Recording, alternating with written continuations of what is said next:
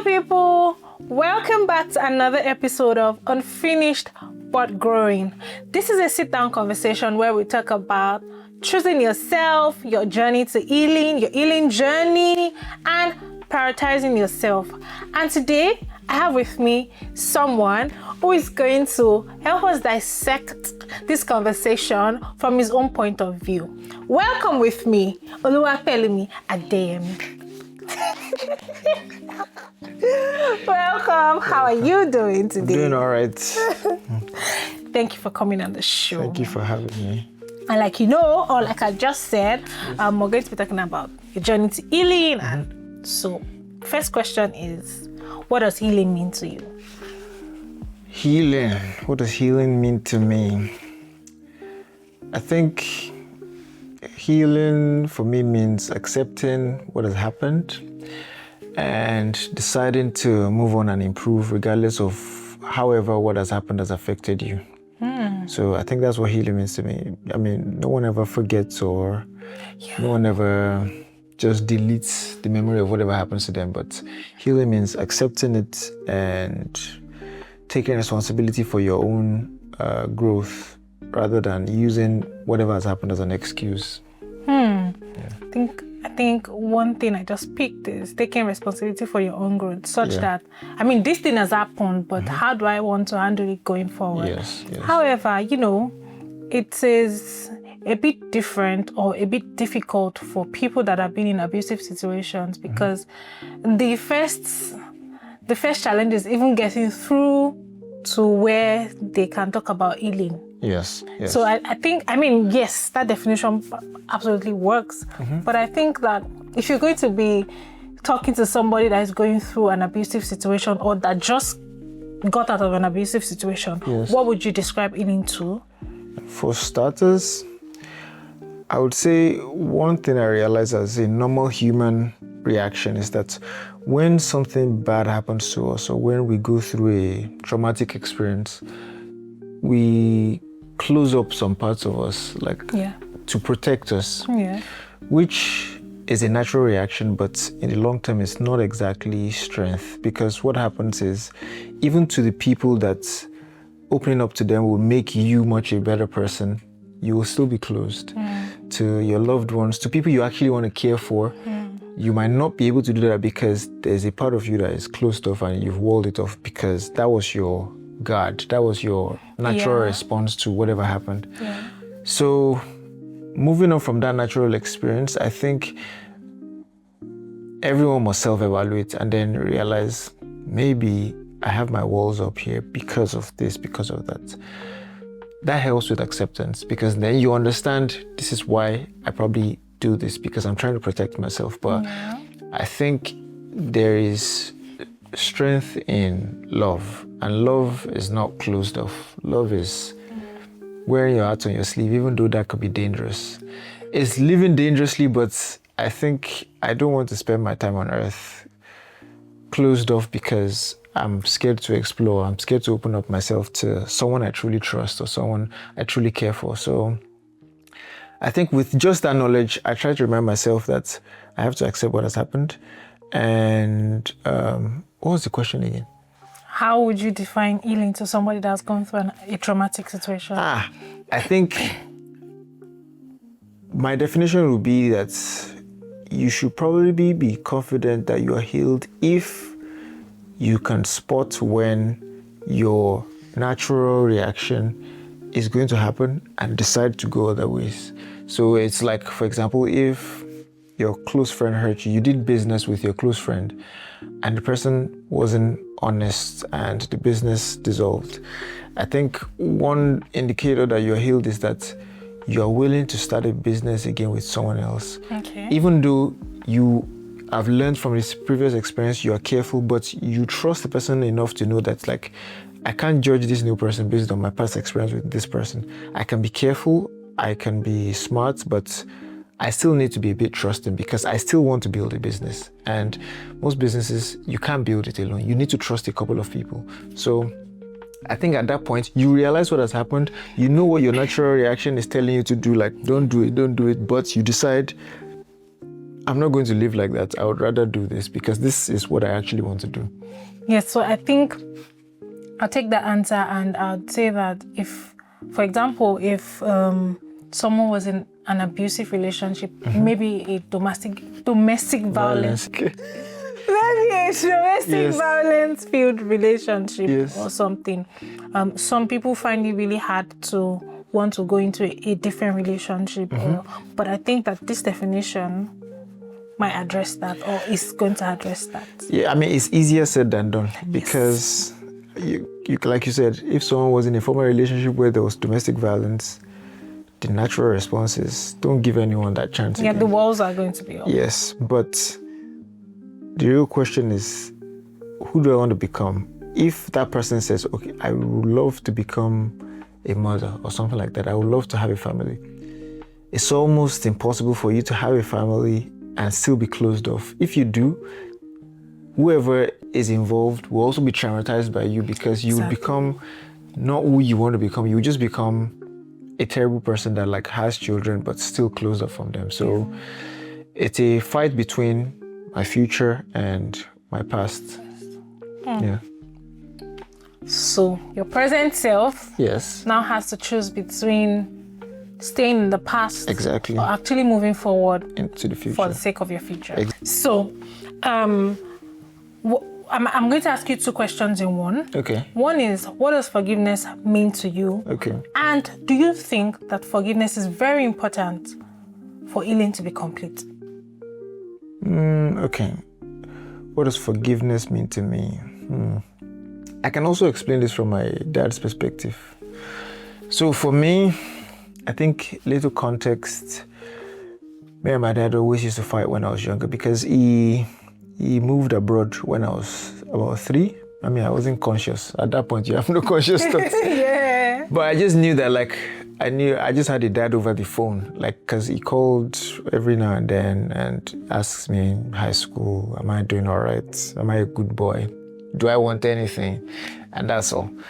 So I just knew over the phone, and he came back to Nigeria when I was like 15 or 14. So I was already... About 12 years? Exactly, like 13 years actually.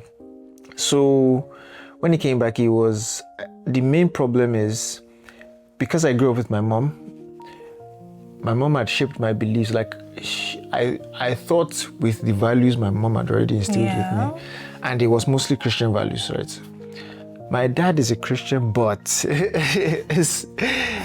let's just say is a Christian. Let's just say is a Christian. It's a Christian. Yes. So what happened is that when he came back, he and my mom's ideas and values like colluded most of the time. Yeah. They were always at loggerheads. And that also affected me a lot because at that point, I always was able to just see the sense in my mom's decisions or what she's talking about. It was hard for me to see his own perspective because I'm thinking, we don't do this. But I was thinking we as in me, my brother, and just my mom. And just your I'm thinking, this man, what are you doing here? Exactly. We don't do this. We don't talk like this. We don't make decisions like this. But obviously, still, I was young. I can't confront him about it in a Yoruba family. They would throw me out. Exactly. So, but in my mind, like, because I disagreed most of the time, even though I couldn't like confront him, he could tell in my body language, in my face, and how I respond and those kind of things. But also because we couldn't have any conversation about it, I still had to do what he wanted. Yeah. I felt like it built some resentment in me, baby. Like, I just want to get out of this house, and like I don't want to get involved with this man. But that was just like the beginning of it. Like, there was all sorts of things also. I had some tough time in school, and I called my dad because I felt like my dad should at least be able to encourage me. Nah, he put me even way lower. And it was like just some pivotal points in my life where I thought like, I should be able to lean on my dad, but He was not available. yeah, it wasn't like it wasn't available. It's that in those moments, it was even more, I don't know, it was even more, would I say, I don't know if disappointed is the word. Hey, let me give you a good example. So in my secondary school, because I'm good at math. I used to represent my school for Olympiad math. So good. I went to OAU. In my first year, I failed the course. So I was panicking because I've never failed a course before. So my dad called me like, how am I doing in school? I told him like, I'm not doing so well. Like, I just found that I failed the course. And in that moment, I was obviously, because I was scared, I didn't know what to expect. This is my first year in university. They were telling me all sorts of things that if you fail, you will never get a job in your life, all those kind of things. So I'm thinking, oh my God, I will not make it in life. So I was just telling him that on the phone, like, yeah, so I failed the course. The next, my dad says, you must be very stupid. Oh my God. Yeah, so he came to school the next day. He said I was not a good student, that he took me to my HOD's office, that he needs to report me that I'm an unserious student. I was just imagine, I was there in the office, tears were rolling because I was so scared and I was just crying that, is it? Exactly. Let me mess up. Exactly. I was feeling like, oh my God, I just needed help. I'm not looking for.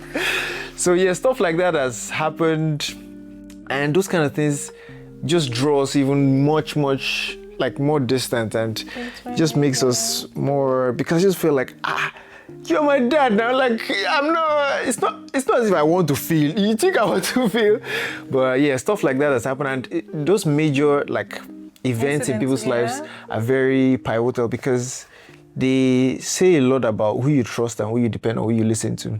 It sort of made me someone that I felt like anything this man says, I'm doing the opposite. I cannot trust this man.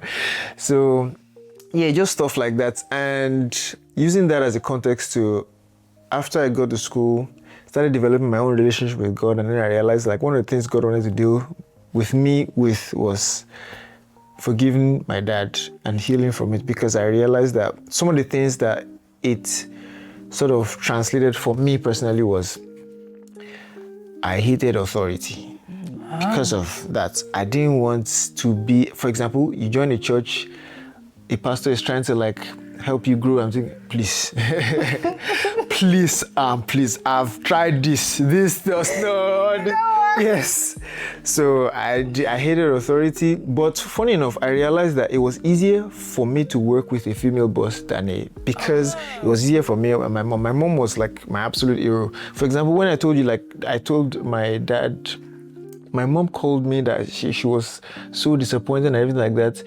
And I dropped the phone. In 5 minutes, she called me back later and she told him that she's so sorry, that she said that out of emotions, that she's so sorry. She's the kind of person like that I watched her like grow and change. So she has done a lot of things, like also at those pivotal moments that made me realize I can trust this person. Yeah. So I guess it was easier for me to work with a female boss than a male boss. Well, please. I already have some sort of, this guy does not know what he's doing kind of, and it didn't help. And also because of that, like lots of other things, I didn't like having a relationship with older people, because I just don't want any situation where I have to listen to you or anything like that. So, but the ultimate one is that I also had problems with God himself. Like experiencing God as a father to you, just feel like, I've tried this, it didn't work. So I realized that if I really want to deepen my relationship with God, and I have to understand fatherhood from a different perspective. Yeah. And I have to be humble enough to sort of let go of whatever has happened in the past. I mean, it's easier said than done. Like I said, it's not a one-day thing, it's not a 1 month thing, it's not a 1 year thing. It's something that at some point you realize, and then you just decide that I would consciously try to make efforts towards forgiveness and healing. Mm-hmm. Forgiveness is not a one-time thing. It's not like if I sat down one day. I used to think about it. I wanted to just sit down one day, write my dad's name on a piece of paper, stick it on a balloon, and then I'll let go of the balloon. And then that means that yes, I've forgiven him. But no, it never happens like that. So it was just a conscious decision that, like, you know what, I want to become someone that is close to God. For me to do that, God has pointed out 1 or 2 things that can hinder me. One of it is I need to forgive, and my mind needs to be reshaped about fatherhood and also marriage, because that also affected the way I saw marriage because of my parents, both of them's relationships. So humility comes first, then forgiveness is in the actions. It's just okay, so how do I do this? Now I've decided that I want to be better. I still feel like this, but I want to be better. How do I do this? Different steps. I try to just speak to him like I don't hold any grudge anymore. I call him first. Normally I don't, because I don't really, the only time I have to call him is at the end of the month when I need money. And every time I have to, it feels like I'm so, like it's cringe, like, oh my God, I need this man. Why do I need this man? But I have to.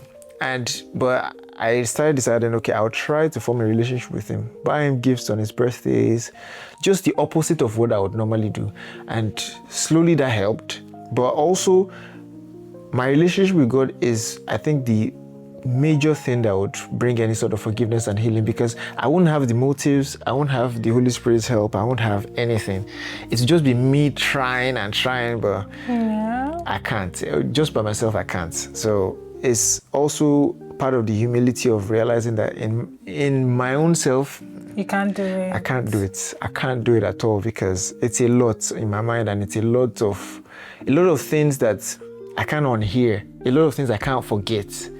The human brain can't forget, like especially some traumatic events, your brain can never forget. But I think with God's help, you can even still remember those things, but decide to act other way. Before you go on, is there like a particular event that stood out for you and you were like, I don't know if I can ever forgive this? Like, I mean, before you got to this particular, like before you got to the place where you thought about forgiving her, or in that moment, was there one that stood out for you? I'm like, if I see you again. There are lots of it.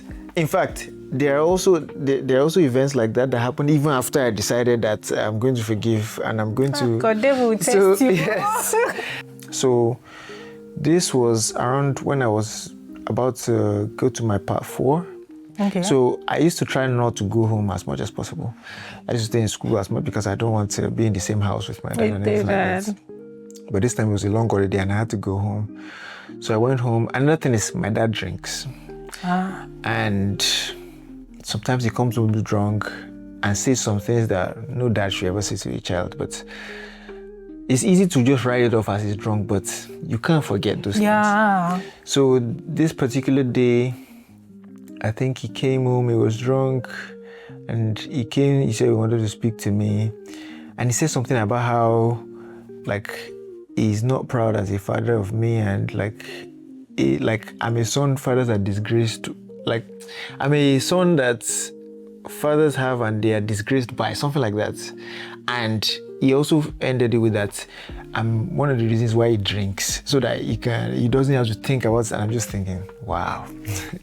But sometimes, what did you do? Exactly, like sometimes when he says those kind of things, because my mom also, she tries to like stop him from saying and everything like that, but I mean, in a Yoruba family, she can't do too much. Sometimes she's trying to let him just say it now. Maybe when he's more sober or something like that, she will speak to him and all. She tries as much as possible, but when someone says like something like that to you, you can't forget. No, you can't. Exactly. You can't forget. And it also, it really hurt me, because I also realized, like, when I was young, that I'm a words person. It's easy for me to remember when someone says something nice to me and when someone says something bad to me. It's just, it doesn't leave my head, and I didn't like it. Sometimes I want to sleep, I'll just remember and I'll feel like, maybe I'm a failure in this life. Like, I'm not even making the people that I love the most pleased, and it affects your self-confidence, it affects your everything. But thank God for God. Thank God for God. Yes. Because, I mean, again, sorry to cut you, because I know that for some people, verbal abuse is one of the reasons why, like, they are where they are, such that you're seeing somebody and you're like, why are you behaving like this? There's more to you. And they're like, they've resulted in their head that this is what I've heard, this is what I've been told. I don't think that I can do more for myself. And like, and you see those people maybe later in life become bullies, not even bullies in schools and all of it. You see them become bullies, and then you're like, you look nice, you look like a nice person, why are you doing this? But there's something that has been said to them, and they probably did not figure a way to move on from it and to deal with it, because I think one of the many, like, types of abuses that people diminish is verbal abuse. And I think that there needs to be like conversations around it. And I'm glad that that's actually what you're talking about, because but I mean, but it's not just verbal, there's also domestic. Anyone you want. So, but yes, verbal abuse is very detrimental, because words shape people. It's what people are said to them that they internalize and believe about themselves. Yes. And I think for people like bullies and all, sometimes I think they believed whatever someone said to them. Yes. And then they think, that's how things should be. That's how people should talk to other people. And they don't know any better sometimes, which is sometimes very hard to see, because when you see a bully, like maybe like kids talking down, like a 12-year-old talking dound on his fellow 12-year-old, thinking, what do you know that you are? But then you realize that, to be honest, there is no 12-year-old that is just like a manifestation of wickedness on his own. Yeah, the heart of man is wicked, but it was triggered by what he has seen at home, how people are treating him. It's all combined into who you are seeing. It's not, who you are seeing is not exactly just that person. Yeah. It's more of like all the words that have been said to him, how he has been made to feel, what they've said about him, all those kind of things. That's what really makes some people just decide, maybe that's how it is. Maybe that's how it is. But at times that you think about these things over again and you're like, maybe I should have done things differently, maybe responded to him, maybe behaved in a certain way, maybe it could have changed the narrative. Yes, not really, because to be honest, I've never thought that there's something I could have done that could have changed it, because at some point I realized in my life that I think as much as possible that I have to believe that God can change people's hearts. I also see sometimes if a human being decides that I'm not doing, I don't know. Look, and I say this also with some, it's like I'm 50-50. I watched my mom, praise the Lord, she's a prayerful woman. I watch my mom pray every morning for her marriage, for her husband. And sometimes I think she has been doing this for last 10, 15 years. And I honestly, if I'm taking it honestly, this man is getting worse. And I'm just thinking, maybe you should give up, because this man, I'm not sure. But to be honest, persistency, at some point it was, maybe I should give up, but it got to a point where I felt like, wait, there must be something in this, because she's obviously also holding on to the fact that she would love to have a better marriage, a better husband, but she's also fueled by the love the Holy Spirit gives her, because one of the things that help me is whenever I feel like anything or remember anything, I go and read 1 Corinthians 13. That's my creed. One of the first things you see is that love does not give up. Yeah. I hate that verse so much, because I'm feeling, you are sure. Because let me tell you, there are some situations, giving up makes the most sense. Like, common sense, please, just give up. But God says love never gives up. And I think also God has proved it to me times that number that He wouldn't give up on me or anything like that. So why should I give up on someone else, or why should I give up on someone that God has not given up on? Makes no sense. So it could be hard, but you can't give up. But were you able to get to a point where you were like, whatever this man does?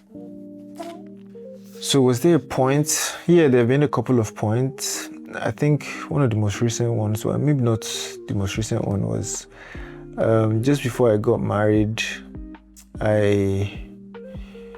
I came to, actually, I was going back and forth from Germany to Nigeria because my wife was still in Nigeria. So I came to Germany for like a couple of weeks to just show up at work and everything. And my mom called me, she was crying. I was asking her what's going on. She said my dad got into an accident and he hit his head on the floor. Oh. What happened? My dad has about 2 or 3 cars at every point, because he has about 2 cars for himself, and then he has like another car for his business. He has like he has like a truck for like his pure water business and stuff like that. So he always has multiple cars. But he said one of his car had a fault, so he drove it to a mechanic. But he wanted to attend a party. So he took a bike from the mechanic to the party. Got drunk at the party. On his way back on the bike, he slumped on the bike. Oh my God. And he hit his head on the floor. I wasn't sure whether I should be angry or to be panicking, or I was just thinking, what? I was so pissed. But at the same time, I was so concerned.